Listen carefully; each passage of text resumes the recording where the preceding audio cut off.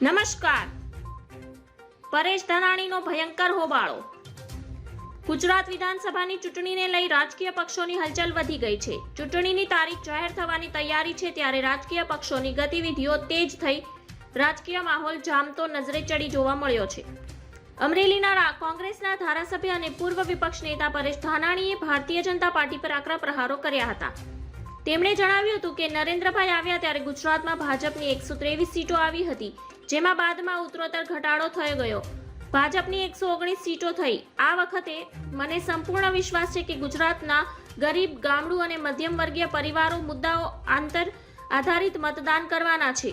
પરેશ ધાનાણીએ ચેલેન્જ આપતા કહ્યું હતું કે જો મુદ્દાઓ આધારિત મતદાન થશે તો 149 સીટનો જે સર્વોચ્ચ ગ્રાફ હતો તે ગ્રાફ 2022માં કોંગ્રેસ કદાચ તોડી શકે છે અને અમે કદાચ 149નો ગ્રાફ તોડવામાં નિષ્ફળ થઈ જઈએ તો માફ કરજો.